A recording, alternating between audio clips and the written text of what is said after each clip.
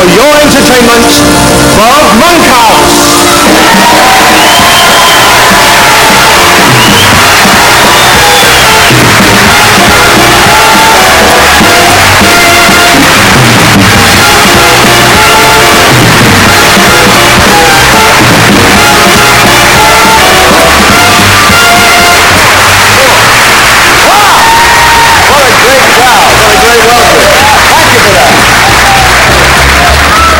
This is heaving, isn't it? I blame the scampi myself. Great joy to be here. Don't the ladies look sensational? You look wonderful. Greatly attracted to women. I think I'm a lesbian trapped in a man's body. You know? So great to see you. I don't know why I go on about like that. I've never been that lucky with the ladies. Once I got lucky. I met a feminist prostitute who insisted on paying half. That was good. We're making a video here tonight, my friends. You know, I had a look at one or two comedy videos, and I decided I wanted to do the opposite of what I saw. I didn't want to do anything coarse, anything crude, anything that might offend. Because I'm a church boy. I was brought up to go to church. The other Sunday, I found myself in Chelsea, and I automatically went into the local church. I had no idea it was a gay congregation. I never realized it until I noticed only half the worshippers were kneeling, and then...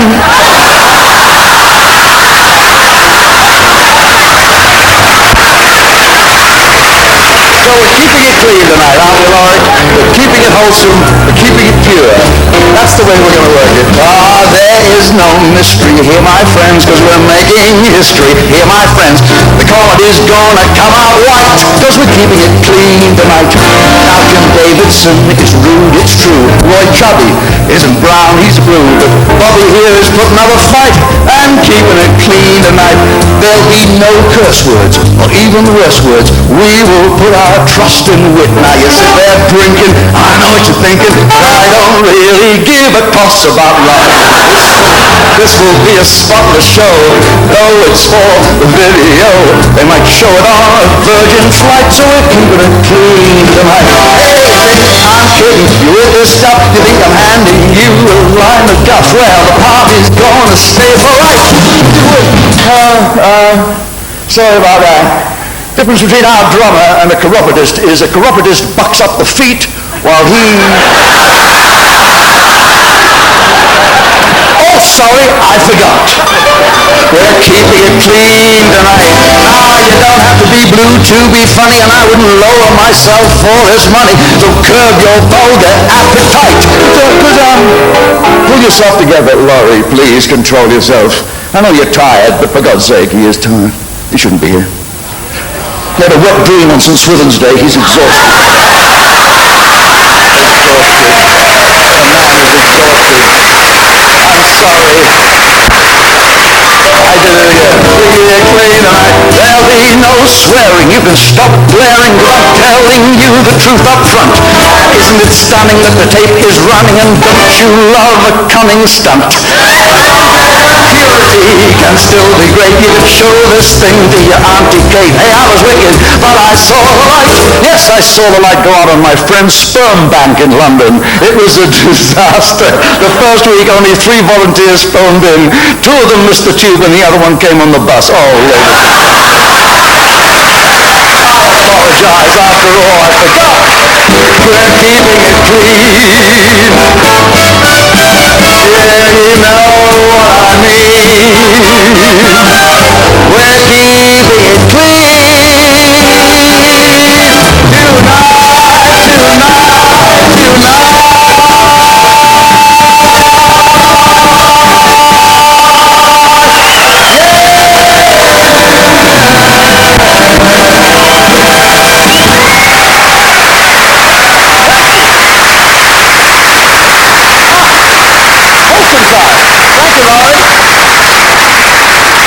So good to be with you. I tell you, I love this place. Is wonderful, and it's by a beautiful village, which I live in a beautiful village. I live in a little village in Bedfordshire. Small village, very old-fashioned.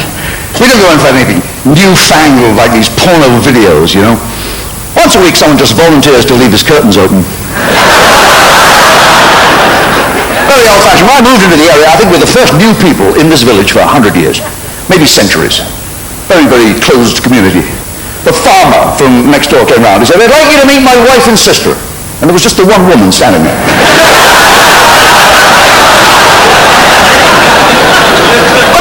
You get crying, don't you? We had a burger. Well, last November we had a burger. What a sod. Didn't steal the video, didn't steal the television set, stole the remote control. And then drove by every evening for 3 months, changing channels. I love coming here. I drove here, I came through, is anyone from Reading here? I came through the Royal Borough of Reading. Oh, it's something about Berkshire people. They've got a great sense of humour. I didn't know whether I could get anything to eat here, so I thought I'll buy a loaf of bread. I'll be able to make myself a sandwich. So I went to a little corner shop in Reading, typical Berkshire character behind the counter. I said, I'd like to buy some bread. He said, we're not having any bloody bread.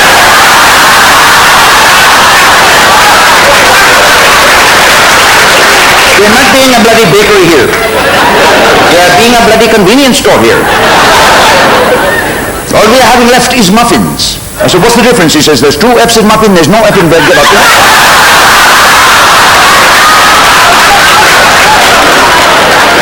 Oh, I didn't hang about, because I'd only just got back to the country. I flew back from a very quick 6-week tour overseas. I've been feeling fruity, even at my age. You feel, after 6 weeks of celibacy, my God, I phoned my wife from Heathrow, and I said, I'm thinking about the last time we made love, and I'm getting all excited. And she said, ooh, she did. She said, ooh, who is this? And I said,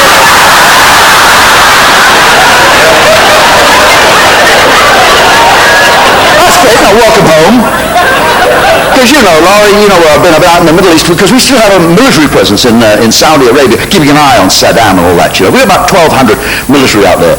All boys and girls in various shades of khaki, blue.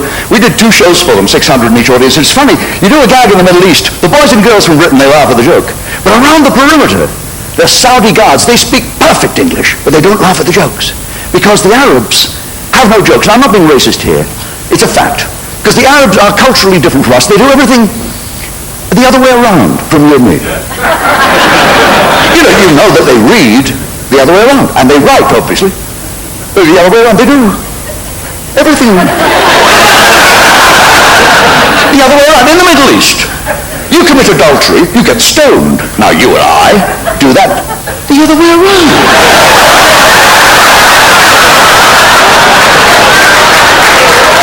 I was out in Japan, that was fascinating. Have you ever been in Japan? I've never been there before, my first visit. And they say the Japanese language is very difficult. It's not that difficult. Certain words are easy. Like Japanese for baby's nappy is asako pupu. Now that's easy. Grounds for divorce, a lakamuki. That's easy. And there is a lakamuki. In Japan, they have no time for it. The work ethic in Japan is unbelievable, isn't it, Laurie? Absolutely unbelievable. You and I work hard when we get the chance. But they work so hard. There's never any time for any romantic dalliance. You ask any Japanese businessman, they'll tell you, as far as he's concerned, lust is just something which is attacking his Toyota.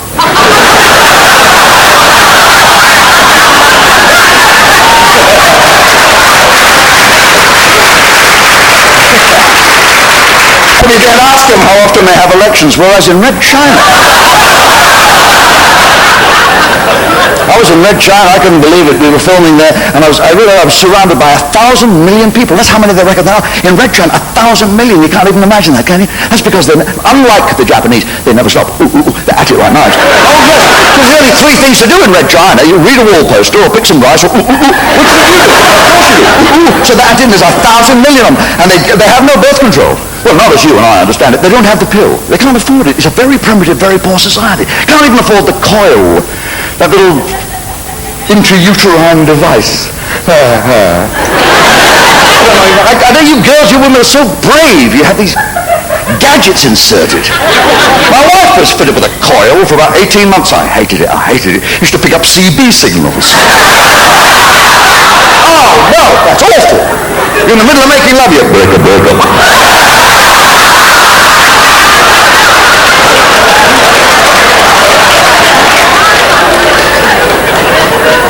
Come back. What? The only way they can control the population in China is by legislation. They have a law.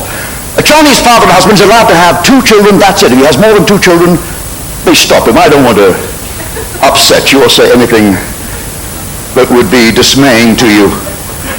I'll show you I'll give you a hint how they stop him having any more children. That's it. An Oriental Frankie born in the family jewels, he's out of the running. That's the original Chinese takeaway I'm showing you. And that's evolution for you. That's why, over centuries, Chinese fellas have developed sort of squinty eyes and prominent teeth. Comes from hundreds of years of going.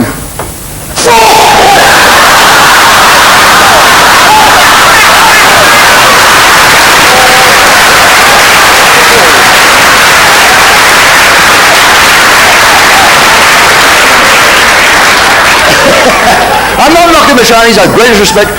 Ancient civilization. They had civilization 4,000 years before we did. Incredible, isn't it? Who else but the Chinese could have discovered that prawns had balls that size? Isn't that fascinating? I knew you'd have noticed. You go to a Chinese restaurant and the prawns themselves are only about this big. But the prawn balls are this big. No wonder their eyes are out on bloody stalks.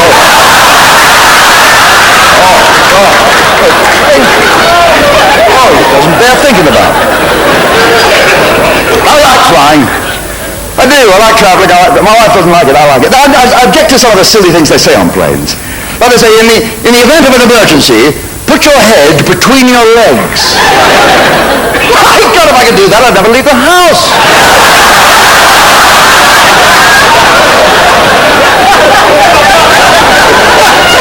Let me tell these jokes on television, you know.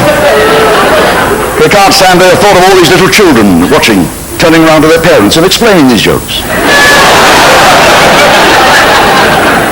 I love doing game shows. I've had a lot of fun doing game shows. When I got to the London airport, there was a reporter there. He said, "Come on, Bob, I need something for an article. How many game shows have you done?" We didn't go further back than the dawn of prehistory, my friends. We went back to the middle 60s. I'll test your memory now. Okay, Sunday afternoons, 1965-ish, live, Up a Bit Stop. Yes, thank you for remembering the golden shot. Thank you for pronouncing it shot. I appreciate that. The golden shot, my heavens. You're older than you look, fancy remembering that. That goes back a bit. The old golden shot. Do you remember little Ann Aston? She did the scoring on it. Couldn't do it. Couldn't keep score.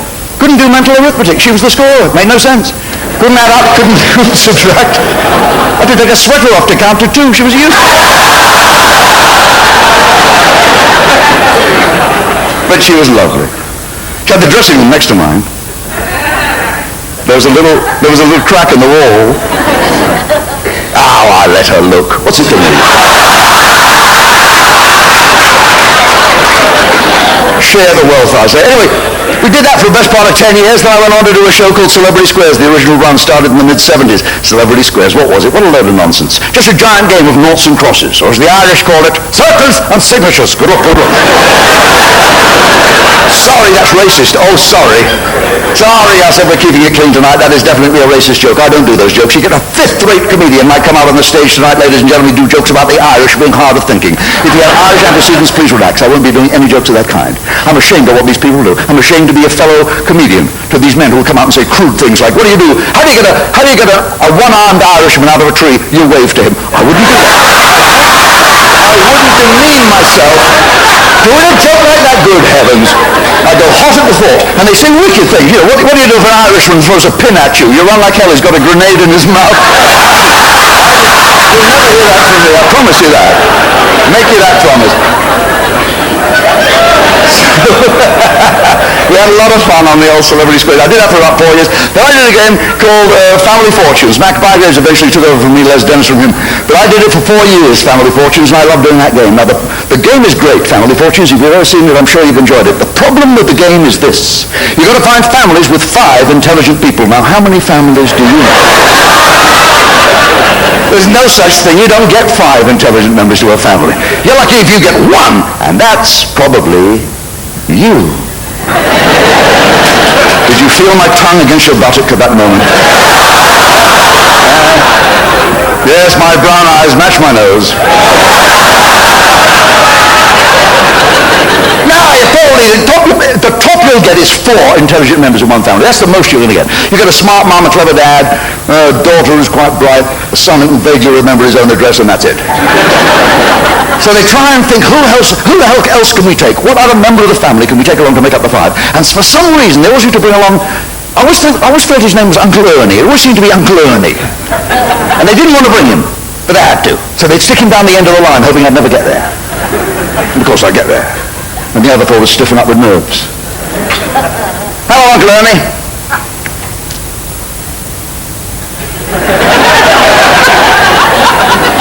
We asked 100 people, name the capital of France. F.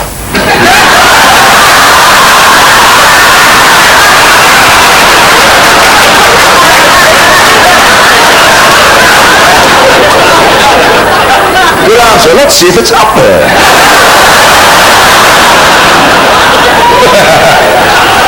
From Family Fortune, Golden Shot, Celebrity Scripts, Family Fortune. Then I went back to the BBC to do a show based on bingo called Bob's Full House, and a show called Bob Says Opportunity Knocks. Oh, nice of you to shout.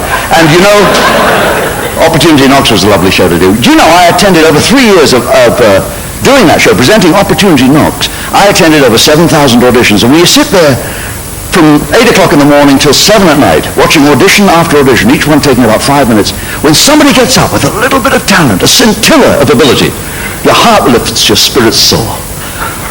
You sit through some of the other crap, it knackers you. You think we put lousy acts on TV, you should have seen what we turned out. We had one old man, he came back to the London auditions, 6 times? 7 times, I think this old bugger came back 7 times. And he sang the same garbage every time. And who told him? No one would tell him. No one would tell him. I had to tell him. I was the one. I had to be cruel to be kind. I said, Des,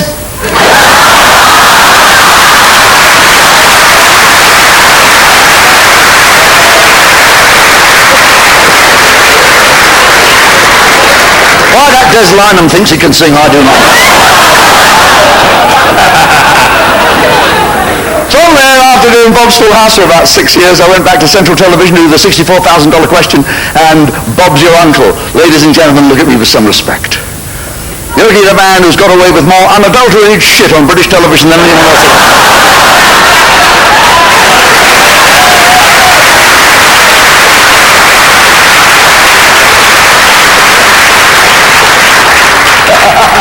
Thank you.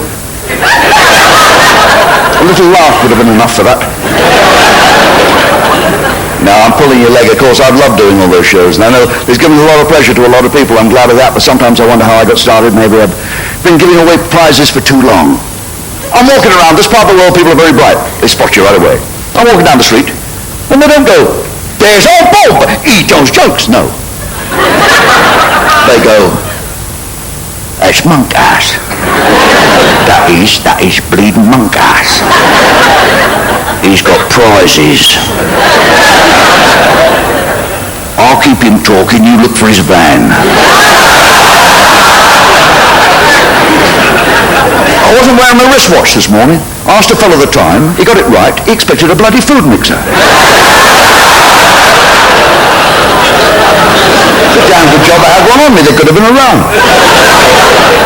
So to come here, and be with you, and be with you, and be with Laurie Holloway and his marvellous orchestra here. What a joy to be with musicians again. I heard you play earlier tonight. Do you know, it put me in mind of Glenn Miller. Because I wished you'd get on a plane and bloody vanish. It's a joke. On drums we have the incredible Harold. Harold, we're very proud of. This boy has such a sense of rhythm, they're making him an honorary Catholic. That's unusual, you know. Did I offend anybody? Oh, I do hope so. No, I didn't really know whether there were any Catholics in the audience, any left-footers here. I had the greatest respect. May I tell you, because tonight, just before I came out here, I was watching the TV, and get it right, Bob, His Holiness the Pope. I'm always afraid I've got to say His Popiness the Whole. Wouldn't that be rude? Wouldn't that be disrespectful? Or His Holiness the Pole. That would be so bad because he is a Pole. People say, why is there a Polish Pope? Why isn't there an Irish Pope? Because Southern Ireland is a Catholic country. Excuse me, people have forgotten, there was an Irish Pope. He only ever did one miracle. He made a blind man lame. So he got rid of it.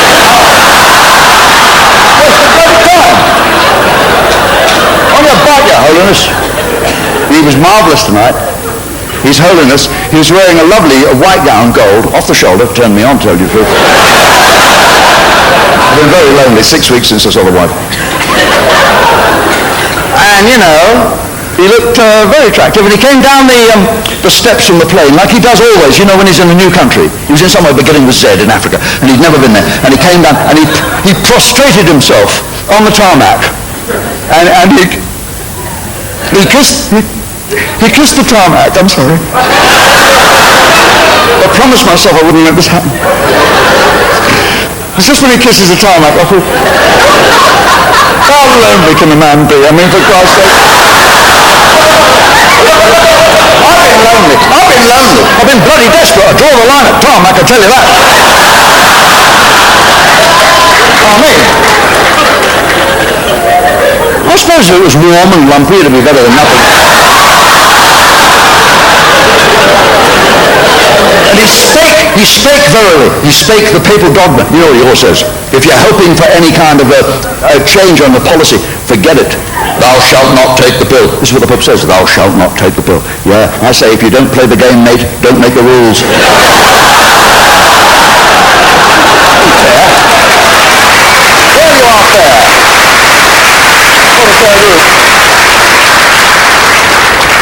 And that's my dear friend Laurie Holloway, who has played for every major star, living on and dead, many of them dead, but most of them living. Cleo Lane and great Sarah Vaughan, Frank Sinatra, and all the great ones. Now you're here with me. Peak of your endeavor. You're off again tomorrow? Yeah. He flies all over the world, Laurie. Someone said to me today about you, I didn't know this, Laurie Holloway's always jetting off an aircraft. Was that nerves? Is that...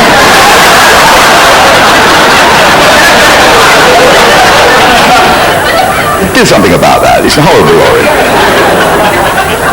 Get medical help or something, Laurie.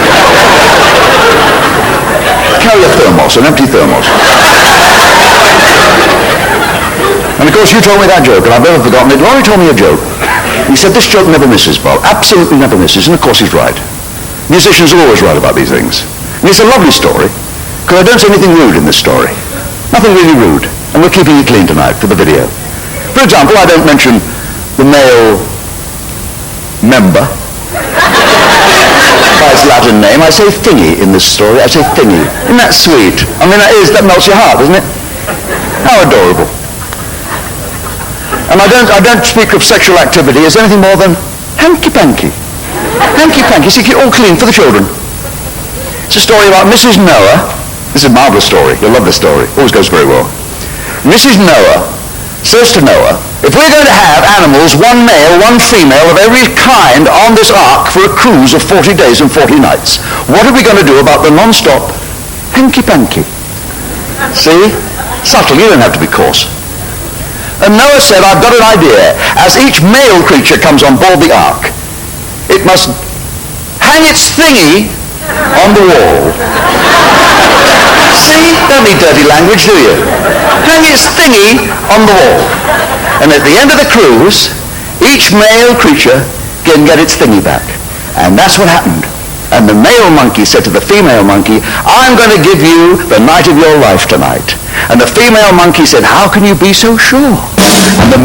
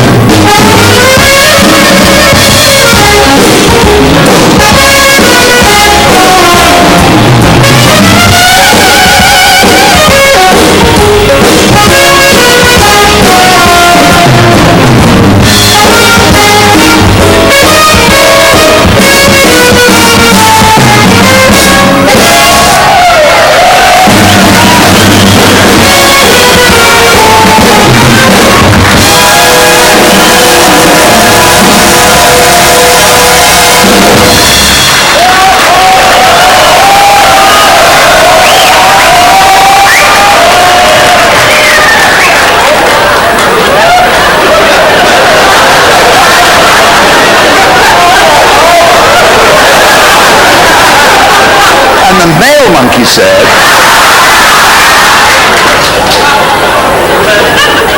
I've got the elephant's cloakroom ticket.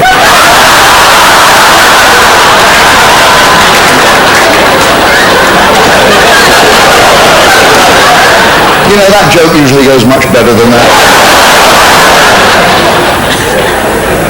I think the stripper's probably a mistake. I think the joke is spoiled by the stripper, frankly. I know. I gather that. Well, if you had another one, would you know what to do with that?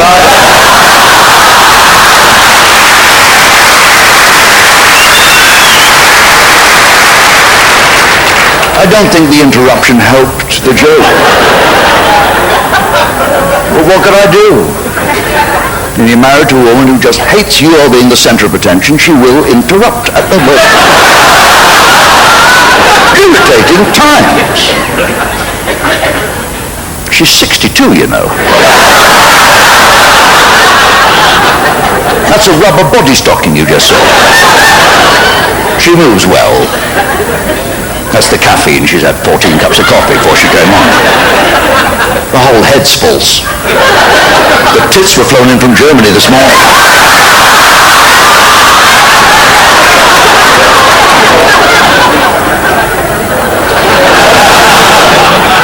See, the joke was, sir, that all the male animals have hung their thingies on the wall. And the monkey said to a female monkey, I'm going to give you... No, never mind.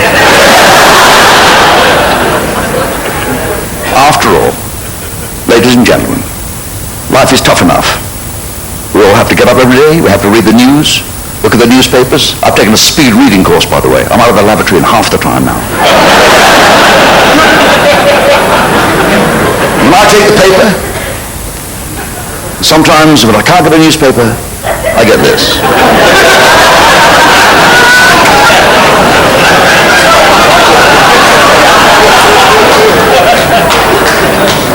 This particular edition is today's copy of the Sun newspaper, ladies and gentlemen. It's a collector's edition. Look at this, page 3.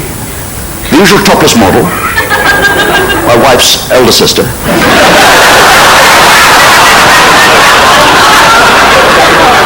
And here in the top right-hand corner, a little picture of Norman Lamont. Good God, 3 of them on the same page.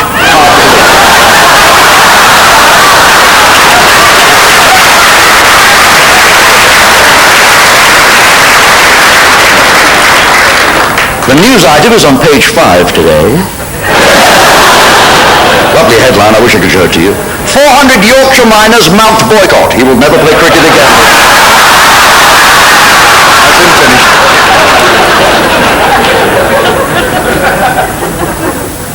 If there were an election tomorrow, who would win? Well, this is a phone in by Sun readers. Wait a minute. I'll read you exactly what it says. Labour, of course, is on the left. They are also called socialists. Conservatives, bracket, or Tories, bracket, are on the right. See, some readers have to have this explained to them on a daily basis. It's funny though, it's psychological. Do you know, when Labour was in power, how good's your memory? 15 years ago, when Labour was in power, I did have a stiff left leg. That's psychological, isn't it? Stiff left leg. And ever since the Tories have been in power, I've had a stiff right leg. I've had a stiff right leg. And my wife says, please God, the Liberal Democrats, get in.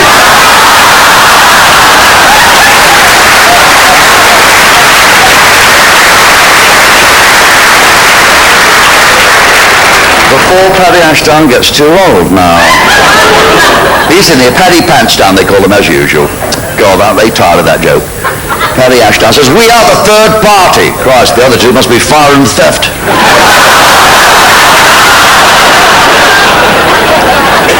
Missing Di picture. Do you know about this?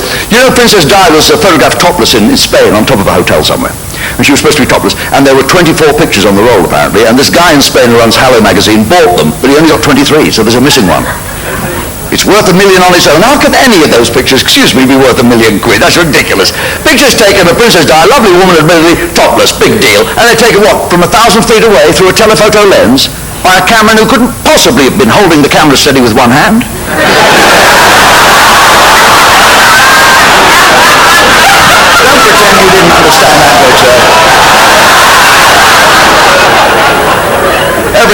place remembers discovering that wonderful day when he discovered at the age of about 13 and a half or 14 that his soldiers weren't his favorite toy after all. I was about 14 and I thought I'd locked the bedroom door. And my father came in. I hadn't locked it. He caught me. He said, "You'll go blind." I said, "Dad, I'm over here."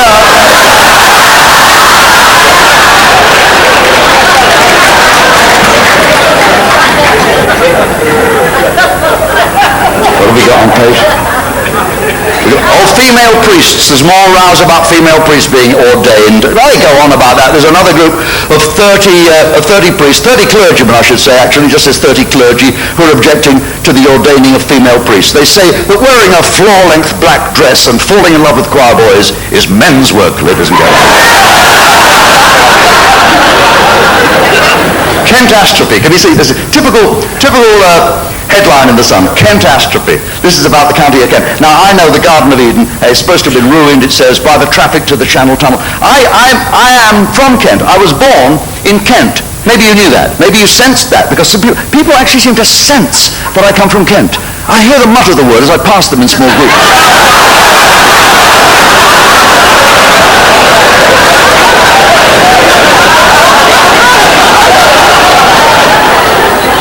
Channel Tunnel's a miracle of engineering. It is, of course it is. They started digging from the English end, they started digging from the French end, they met in the middle to within a tolerance of 1 inch. An MFI can't make a bloody cupboard.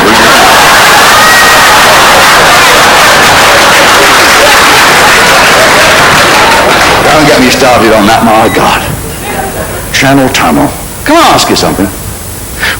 This is a very rare group of people who've gathered here tonight for this video. Bob Monkhouse exposes himself. I want you to expose yourself for a moment. Give me your honest answer, yes or no. Right from the heart of British people, would you tell me something? Do we actually need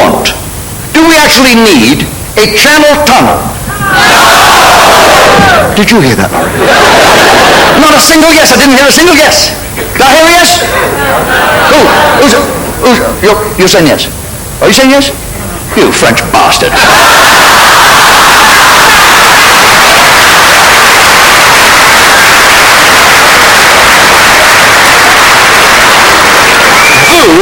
Vous will be very, very lucky to get out of EC tonight.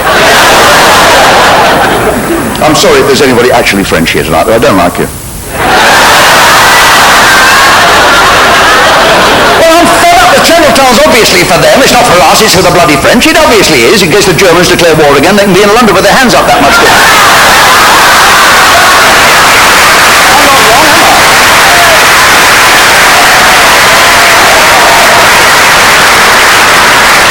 Stick it to them, Bob.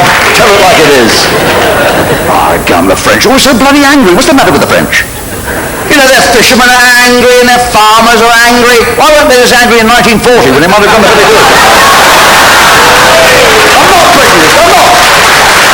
I used to go out. I went out with a French girl once. I used to go out with her. Well, she was half French. She was half French, half English. Weird girl, shaved under one arm.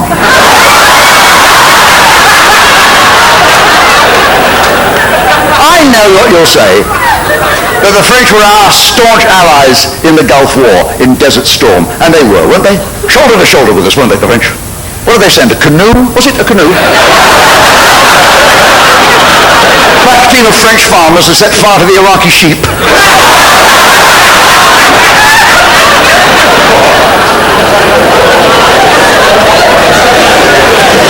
Newspapers not blaming the French. Cecil Parkinson. Listen to this. Lord Parkinson, he is now Lord Parkinson. Due respect, but he was Minister of Transport when the Channel Tunnel was completed. Do you remember that? I've forgotten that. Cecil Parkinson was Minister. Why the hell would we make him Minister of Transport? Why would we put him in charge of trains? The one man who proved to everybody here he knew nothing about pulling out on time.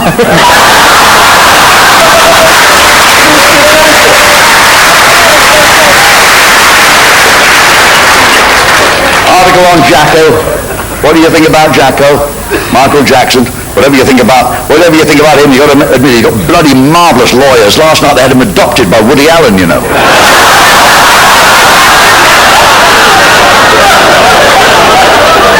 You seen this headlines today? Cliff gives £10,000 a week to charity. That's Cliff Richard. Marvellous man, isn't he? I love him.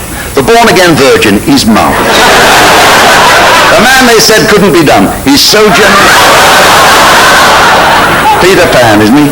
Absolutely marvellous. This is nice. I like this. After rumours that he had a son, which he denies, Eunice Stubbs, with whom he co-starred in a film in Jersey, this is about 25 years ago, says, yes, she did have Nookie with Cliff. Oh, isn't that good? Aren't you pleased? Oh, I was so afraid he'd never had any. And I was so afraid when Cliff, may he never die, but when he dies, you don't want him to be returned unopened, do you? And he had some Nookie, and she says, just a second, I'll find it. He never lost his Christian principles, even in bed. What does that mean?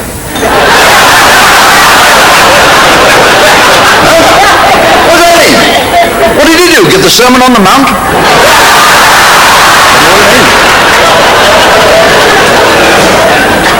Lorena Bobbitt, coming to, she's visiting Britain.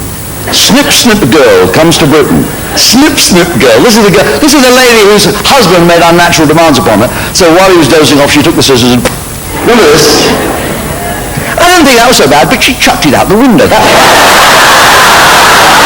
mean, that's littering, isn't it? Anyway, you go, that's littering. I mean, that's against the law. I mean, have a good time, but pick up after yourself a good time. Throwing a penis out the window. Anybody could come along and tread on that. Well, twist your ankle on that, you could.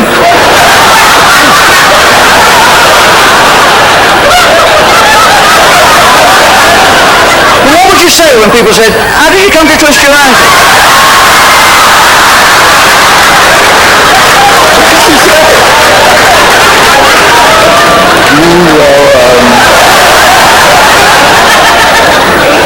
Trod on a penis.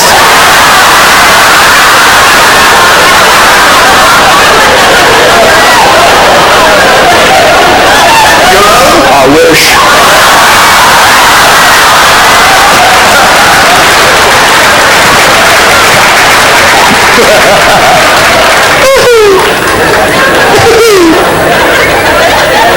Madonna's in the paper again. Madonna. I'll read you what it says. Madonna's had a touching reunion. Her knees are together for the first time in 10 years.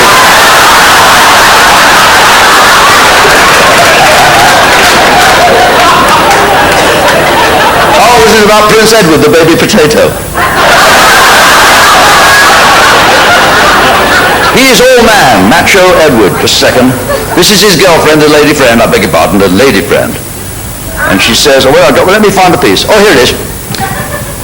He is macho. Ever since he was a teenager, Edward has wanted to be in the Hussars. Yeah, see? Doesn't say Hussars he wanted to be in.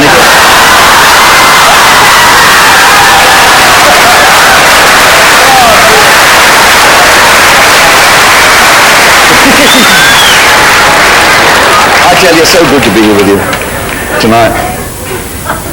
I don't know, it's funny, I can't believe I've turned into a pensioner. I mean, I feel like a young man. I don't know whether I get one this time or not. It's funny though, you know. I know I'm old, but given certain conditions, under certain conditions, I could still have sex with a woman like she'd never had sex before in her life. That's one of the conditions, that she'd never had sex before in her life. Well, I didn't start out early, you see. I was a slow developer. My mother never wanted to have me. My mother never wanted me. When I was born, she was 39 months pregnant when I was born. Put it off. When I was a baby in arms, little baby, my mother tried to kill me. I'm sorry, it sounds serious, but I'm telling you the truth. She denied it, of course. She told the police she thought the plastic bag would keep me fresh. Oh, yeah.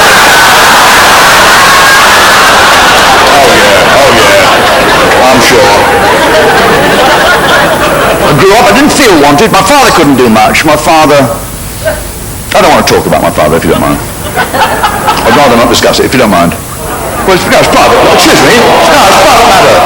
He was a very unlucky man, my father. Oh, all right, then. He was unlucky. He was an incontinent trapeze artist, my father. That is thing that's unlucky.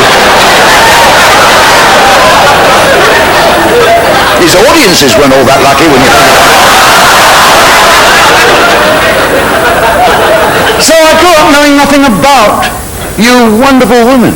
I was a teenager. I wasn't very good looking as a teenager. I couldn't get girls my own age to go out with me. I had to settle for going out with an older woman. I never found out how old she was. But one day when I told her to act her age, she died.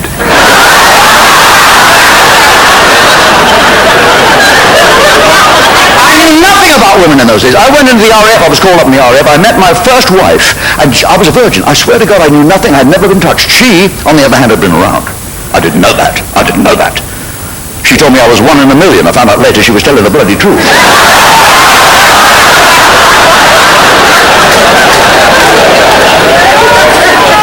And I'm afraid I was unfaithful. I'm ashamed of myself, but I was a young man. I was discovering life. I had a relationship with a woman in my car. We were alone in my car for about an hour and a half and having a good time. And then I was overcome with fear that my wife would find out. So I cleaned that car as no car has ever been cleaned. The interior of that car was spotless. There wasn't a trace of powder, hairpin, nothing. 3 days later, I'm driving with my wife in the same car. There's a sudden downpour of rain. The windows mist up on the inside. Footprint here.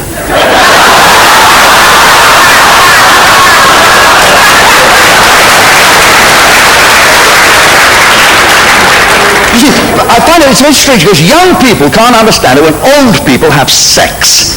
It's very difficult for young people to understand, but we do.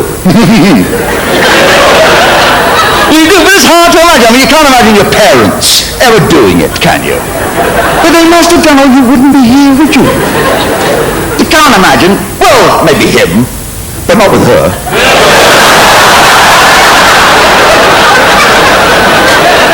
Of course, it's not so urgent. A man, when he reaches mature age, is not driven like a maniac. But you guys, young guys, at the age of 18, for example, your sperm count was 500,000. Did you know that? At the age of 18, you're at your sexual peak. And your sperm count is 500,000. I had a sperm count 7 weeks ago. The doctor told me I was down to 3. And 2 of those have got arthritis.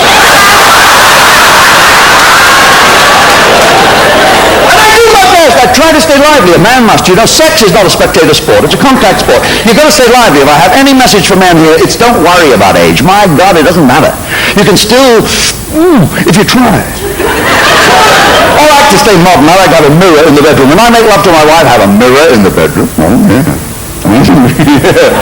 Stick it under her nose, see if she's still breathing.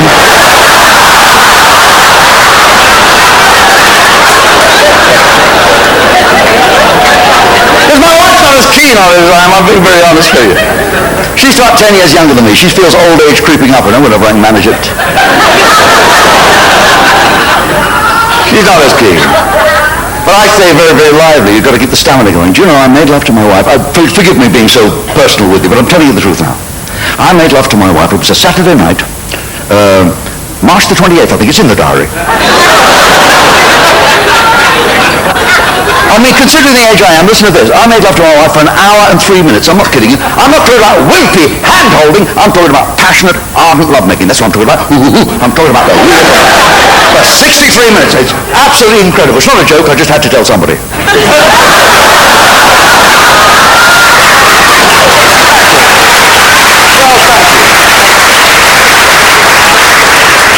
Thank you for your applause.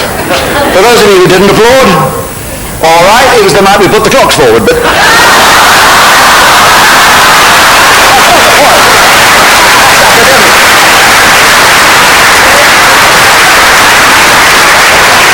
My wife, she smokes. Now, I know a lot of you ladies like a cigarette. Maybe your favorite cigarette is the one you have after an interlude of romantic dalliance, but my wife doesn't smoke after. During. She smokes during. I'm not kidding. She smokes before, during, and after. Frequently the same cigarette, I'm sorry to say. You shouldn't do that to a man. A man is all ego. He can't stand that kind of thing. You know, I'm trying to make love to a woman, trying to be entertaining, and in my face. It's bad enough she's wearing a Walkman headset, for God's sake. learning Spanish in her spare time, thank you very much. Oh, I've got used to it. I can put up with the smoke and the ash. What's killing me is balancing that cold ashtray on my ass.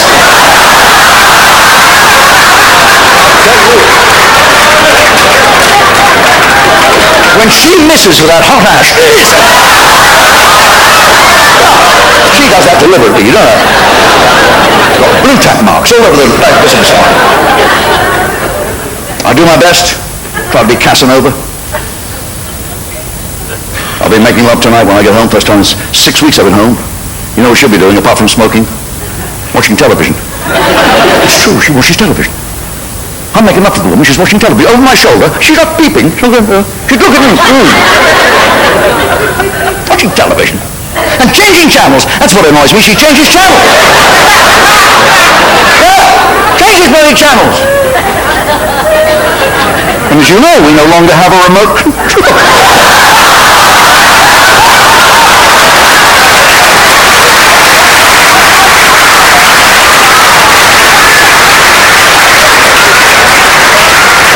I'm a senior citizen. I'm too old to be carried around the room like that. You've seen what a powerful woman she is, my God. When she did the splits there, I bet you were impressed, weren't you? Nah. I think they're getting a vasectomy. I am. I'm going to get a vasectomy. Well, it doesn't seem fair somehow, using live ammunition on a dead target.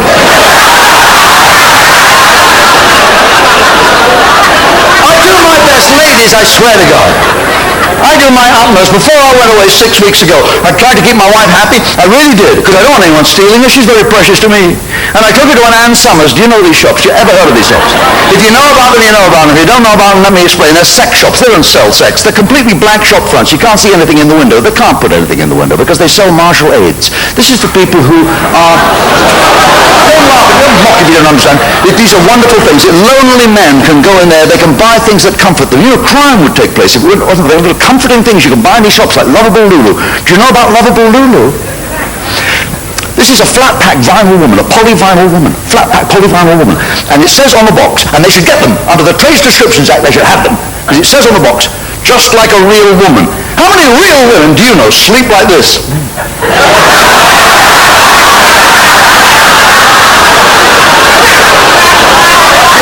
Two, three, oh, five, okay.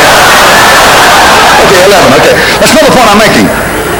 Sleeping with balloons. For shame.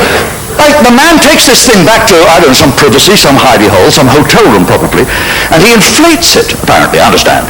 He uses, I imagine, a bicycle pump, I should think, if he's wise. If you're trying to do it with your own breath, he gives you stars in front of your eyes, you can't do anything for an hour. God, I must have sat in the toilet for nearly 2 hours.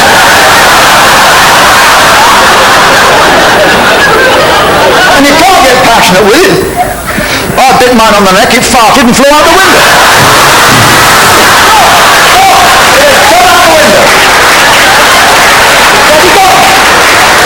No satisfaction in that. Buy these vibrators. Have you seen these things? I'm not talking about shoddy goods, don't be ashamed. I'm talking about beautiful artifacts. These vibrators, they say they're for your neck. Get out of here. Yeah, 35 horsepower, rope starter. Oh, you buy your wife one of these, you come home, you're anti-climax, don't you? They're beautifully made, they're lovely. Isn't there onyx, ivory, and silver and gold? My wife said, I want the red one. I said, that's the fire extinguisher, don't even ask.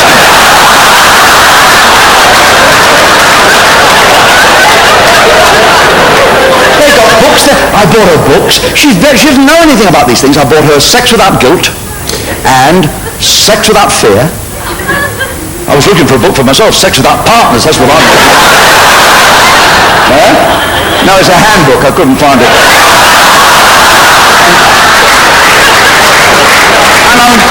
And I'm at the airport. Laurie, I get to the airport because I'm catching a very early plane in the morning. She's phoning me at the hotel. She's read the books already. I mean, she couldn't wait. Got to do this. We've got to have mutual orgasm. My God, we can't even get our toast to pop up at the same time. What's a lesbian? him, she said, she's never heard of it. I said, don't worry about it. Lesbians are very lucky. Neither of them has to sleep on the wet spot. Leave it at that.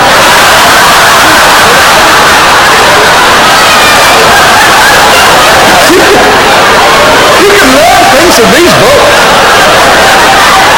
You can learn things I never knew. Did you know female midgets can't use tampons because they trip on the string? Did you know?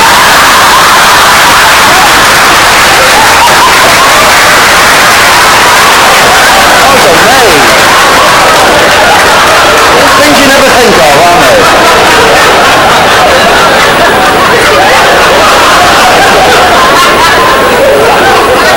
I went to see the doctor before I went away 6 weeks ago. I tell you, I was nervous. I wasn't going to fool around. I knew that.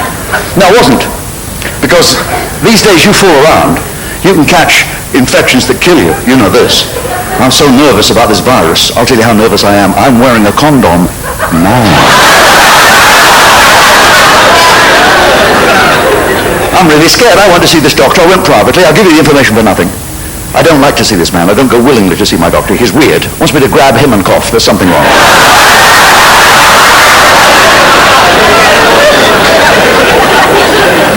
He gave me a complete rectal examination. Later I thought, why were both his hands on my shoulders?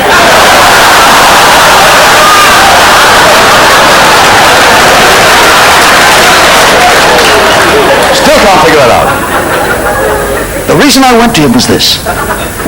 I was afraid that I could catch this disease of which we speak by accident. Because do you remember in the old days, a guy would come back from overseas, maybe he'd been in the forces, the Navy, the Army, the Air Force, the Marines, and he caught a little infection, a little social inconvenience, an itch. And he'd say, well, I don't know how I got this. I haven't been with anyone. I must have got it off a toilet seat. Do you remember this? Getting it off a toilet seat? This was VD. Do you remember VD? My God, it seems adorable now, doesn't it?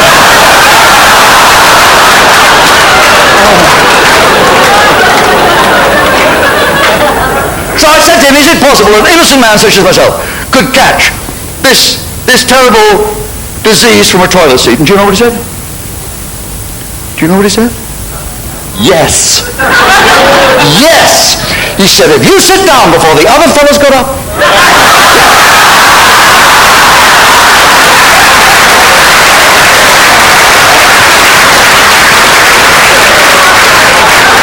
You need eyes in the back of your head.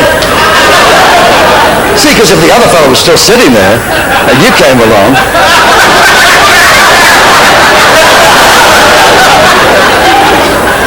I say to you sometimes, ladies and gentlemen, life can get tough, but then I think about some of my finest relatives, my oldest relative, my Uncle Sidney, and his courage, the way his tenacity for life. He's 92. My Uncle Sidney's been manual worker all his life, carpenter, and now he's 92. He stains floors. He doesn't mean to.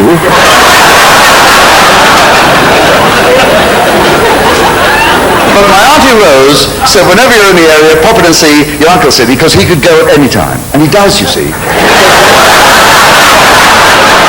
I bought him this little gadget. This little gadget vibrates and goes bing every 4 hours. It reminds him to go to the toilet so he won't have a little embarrassing accident, because he's a wonderful old man. And of course, in the middle of the night, I worry about that. So I said to Uncle Sidney, and this is the reason I'm telling you the story, because what he said was beautiful.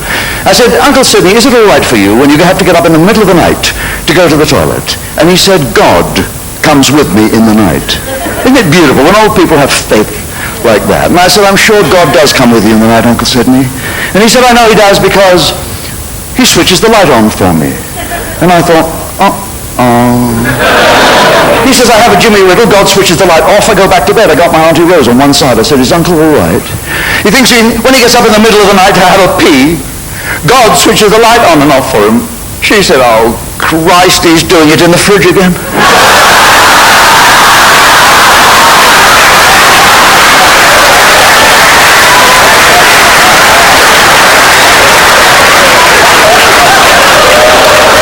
So I didn't bother with a boiled ham.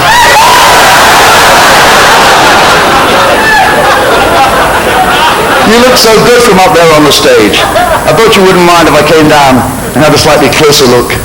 Thank you. Hello. What's your first name? Veronica. Veronica. I'll call you Vera. Leave the knickers off.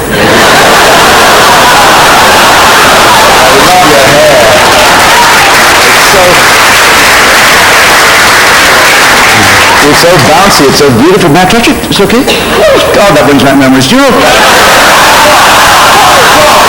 With you people! Pull yourselves together. May I say hello? Wouldn't worry. What's your first name? Sally. Sally. Do you know what Sally means? It means purity. The fellow with you looks astounded. It bloody does. It doesn't. It's your fault. Did you understand any of my jokes tonight, Sally? Thank you. Shame on you, Sally. I have a Gideon Bible backstage. I shall take you there after the show. I shall ram the fear of God into you tonight, my Sally.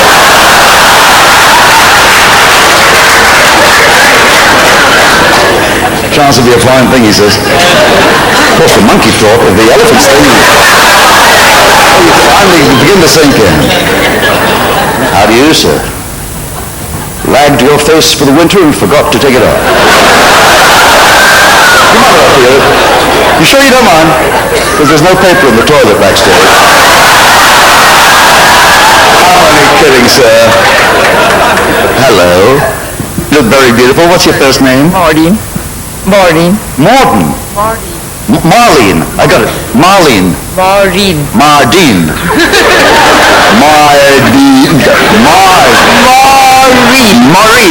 Maureen. I finally got it. Maureen. I always wanted to join the Marines. Now I wish I had. Does he call you Maur for short or not that often these days? This is your handbag? Oh, could you turn off your vibrator, please, for me?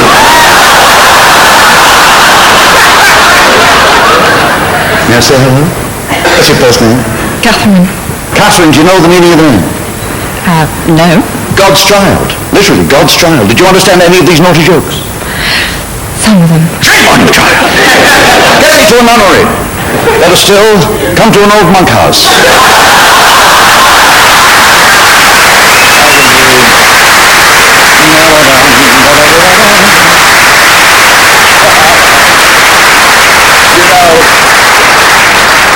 I love to meet the ladies because women are my downfall and my blessing. When a man's on tour, you know, traveling around on the road, longs for companionship, and sometimes in the wee small hours of the morning, you can find yourself in some strange night spot just looking for a little company.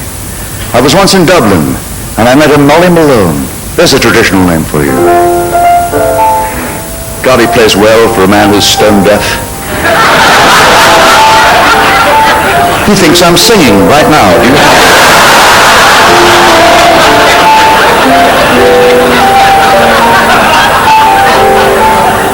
I was sitting at the bar in this little Irish all-night drinking club. They had a stripper in the bar, but they'd taken the label off and called it vodka.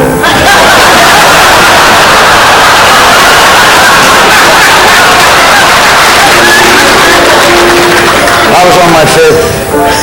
Over in the shadows, a man was tinkling on the piano, and you could see the pianist wasn't very pleased about it. He was pissed off. Well, first he was pissed on, then he was pissed off. And then I saw her, Molly Malone, seated in the shadows at the end of the bar. I felt she was looking for a good time. I don't know why I felt that. Perhaps it was the mattress strapped to her back that she got.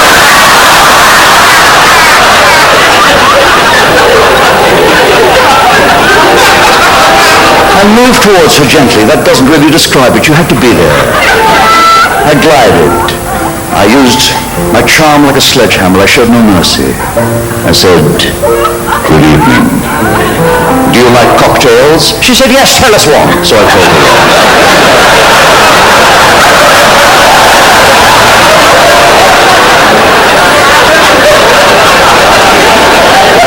She didn't laugh. She said, "What do you do for a living?" I said, "I'm a surgeon for insects. Perhaps you'd allow me to show you the inside of a fly."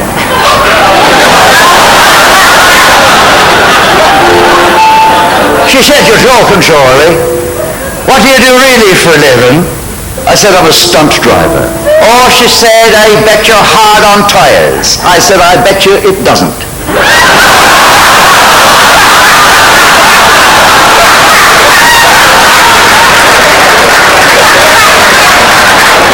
She said, "Now, if I were a cigarette holder and you was a cigarette, would you mind using a filter?"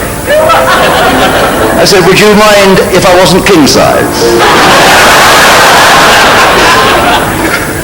She said, I'll lay you 10 to 1. I said, no, lay me 10 to 12. I want to get to bed by. Now I was thinking maybe she's on the game. I said, are you going to charge me? She said, no, I'll walk slowly towards you if you're nervous.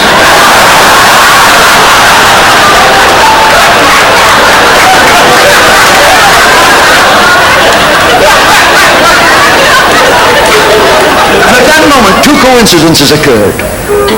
The first coincidence was I read in the paper that very morning that you could catch the infection of which we've already spoken from saliva. And I'd forgotten that for the moment. Did you know that? I didn't know that. From saliva. And I thought, no, the whole thing's off. No kissing, nothing. And at that moment, the other coincidence occurred. She said something with peas in it. A particularly pleasant experience. And a little bit of spit flew out of her mouth and landed in my eye.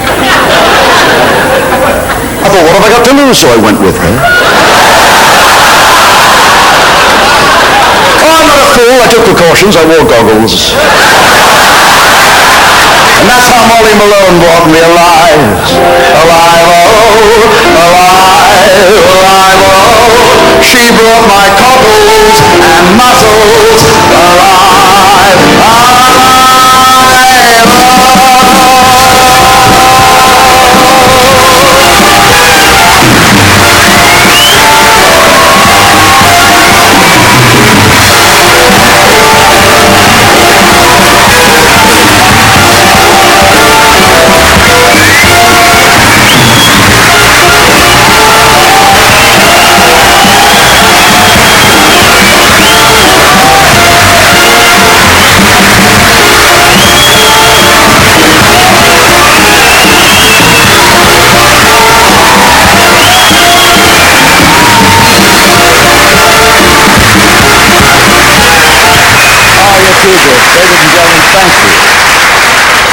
thank you from the heart of my bottom. Damn. You're right. God bless you for whatever that was. You're a terrific audience, and I thank you very much. To those of you who stood, that's the greatest compliment you can pay any entertainer. I thank you so much for that. I thank the ladies sitting ringside for allowing me to poke so much fun at them.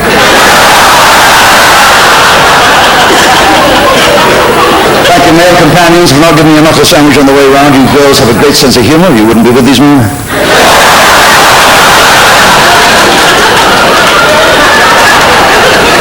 It's so terrific to be in your company, particularly on a night when we're making a video. It really has been a joy to share your time. You know, I particularly enjoyed your presence, sir, and the joy we've had exploring the monkey joke together. I'd like to share your very generous applause, if I may, ladies and gentlemen, with not only 6 of the finest musicians I've ever worked with anywhere, but also 6 of the nicest guys you could wish to meet in any profession. Alas, none of these 12 men could be here at the Lakeside. They're all in bed with Sid Lawrence auditioning, so instead may I call your unwelcome attention, ladies and gentlemen, the musicians you see here. 2 on brass, 1 on synthesizer, 1 on drums, 1 on bass, 1 on piano. 3 on canvas, all 6 on probation. Ladies and gentlemen, always said so.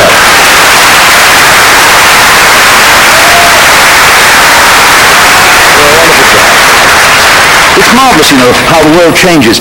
I was looking back at the whole of my life, and I realized the changes are very profound in everybody's life. This happens, but the curious things happen. Like when I was a young man, you know that we went on the stage, if you use words like I've used tonight, I haven't said the F word, and I won't, because I don't do that on stage. But I do say a word like bloody. Back in the 50s, when you did that in Variety, if you said bloody, if you were earning 20 quid a week, suddenly you were earning 19. They find you.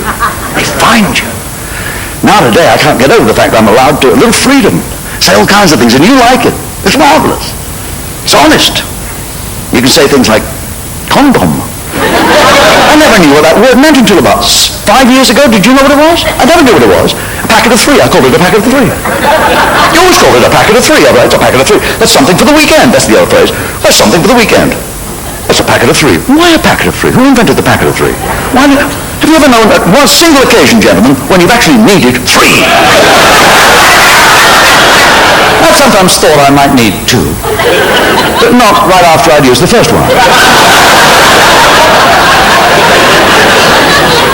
And now, of course, there's no more packet of 3. Those Belgian Eurocrats have ruled that we can't have the English packet of 3, the good old British packet of trio. That's gone now. Something for the weekend. Can't be a packet of 3. You know about this? It's got to be a packet of 6, a packet of 9, or a packet of 12. Ladies, the packet of 6 is to accommodate our friends in the European common market from Greece.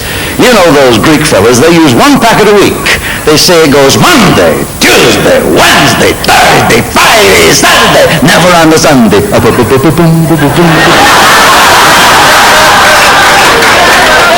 of 9, well, that, we understand from the French fellas, is what they use once a week. Oh, here's a packet of 9. Once a week. Monday, Tuesday, Wednesday, Thursday, Friday, 300 Saturday, 300 Sunday. But the packet of 12. Gentlemen, sit tall and proud in your seats here tonight at the lakeside.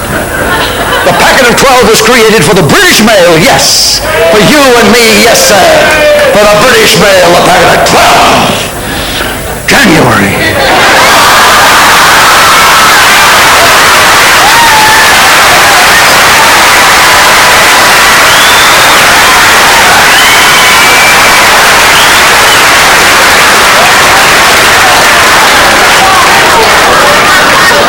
I'll settle for the packet of 4. Spring. So it's been great being with you, I tell you. And we kept it clean. We kept it clean. No difficulty. Hey, there was no mystery, hey, my friends. We made history, here, my friends. And what made it a sheer delight was keeping it clean tonight. Here's a tough phrase to get out. Let's not pick and fuss about. Oh, don't try to say that if you're tight and keeping it clean tonight. There's been no rudeness, no crudeness. It's a Monkhouse culture shock. Felt as funky as a monkey who has got an elephant's cock. And he got the thingy, and he took it, and he went out, and the female monkey said, wow, that was a good joke. Wasting my time with you here. Oh, maybe it's just a dunce. Hey, I haven't said that F word once. Though when I get home, I'm keeping it clean